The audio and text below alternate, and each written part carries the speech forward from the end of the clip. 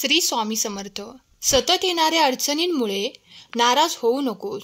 आजच्या संदेशाकडे दुर्लक्ष करू नकोस. पुढच्या क्षणाला तुझे सर्व दुःख संपून जाणार. ऐकून घे, भाग्यवान ठरशील. मी नेहमी तुझ्या पाठीशी आहे. अरे बाळा, स्वामींसाठी आलास आहेस तर संपूर्ण संदेश ऐकूनच जा. तुला काहीतरी खास गोष्ट सांगणार आहे. आजचा संदेश खूप खास असणार आहे. ऐकून घे, भाग्यवंत ठरशील. स्वामी म्हणतात, दगडातून मूर्ती बनवण्यासाठी दगडाला टाकीचे घाव सोसावे लागतात. तसेच आपल्यातील मानवी मूर्ती बनवण्यासाठी आपल्यालाही परिस्थितीचे घाव सोसावे लागतात. मीपणा दूर ठेवून विश्वास ठेवा. पदरी अपयश कधीच येणार नाही. ज्यावेळी तू जाशील काळोखात त्यावेळी तुझी सावलीही सोडेल साथ. तू घाबरू नकोस, स्वामीच पकडतील तुझा हात. नियत कितीही चांगली असू द्या, ही दुनिया आपल्या दिखाव्यावरून आपली किंमत ठरवत असते. आणि आपला दिखावा कितीही चांगला असू द्या, स्वामी आपली नियत ओळखून आपल्याला फळ देत असतात. स्वामी म्हणतात, शिष्याने गुरुशी एकनिष्ठ असावं. कितीही संकट आलं तरी गुरुची कास सोडू नये. संकटे पूर्वकर्माप्रमाणे येतात. गुरु कृपेमुळे संकटाला सामोरे जायची शक्ती मिळते व त्या संकटातून लवकर सुटका होते.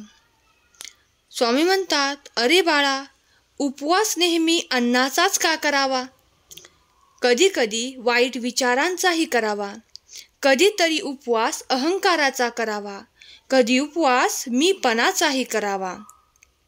माणूस विचार करत असतो, पण ते विचार चांगले असावेत आणि त्याची दिशा चांगली असावी. हे महत्त्वाचे आहे. थोर व्यक्तींचे विचार हे आपल्या जगण्याला एक प्रकारे दिशाच देत असतात. अरे, विज्ञानावर विश्वास चांगला आहे, पण त्याच्या कसोटीवर जे सिद्ध होत नाही ते खोटे आहे असे म्हणणे चुकीचे आहे. जिथे विज्ञानाची प्रांत संपते तिथून देवाची प्रांत सुरू होते. तुझं विज्ञान सुद्धा देवानेच बनवलेले आहे. स्वामी समर्थ महाराजांचा आदेश.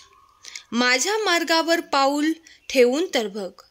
तुझे सर्व मार्ग खुले केले नाही तर सांग. माझ्यासाठी खर्च करून तर बघ.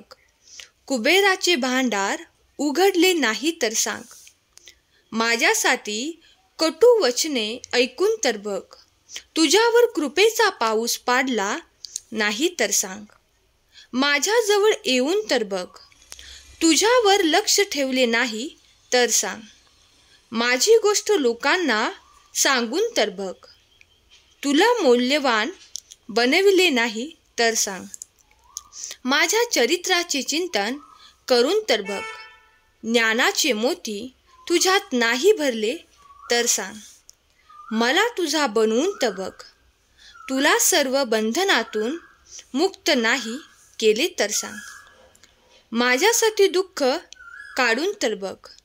तुला कीर्तिवान नाही बनवले तर सांग. माझ्या मार्गावर चालून तर बघ. तुला शांतिदूत बनवले नाही तर सांग. तू स्वतःला समर्पित करून तर बघ. तुला हिरा नाही बनवलं तर सांग. माझे कीर्तन करून तर बघ.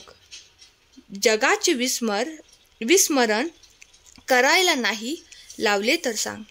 तू माझा बनून तर बघ. प्रत्येकास तुझा नाही बनवलं तर सांग. सगळे रस्ते बंद होतील तेव्हा हा फक्त विश्वास तर ठेव. जिथे संपते मर्यादा तुझी तेथूनच मी साथ देत असतो तुझी. भिवू नकोस, मी तुझ्या पाठीशी आहे.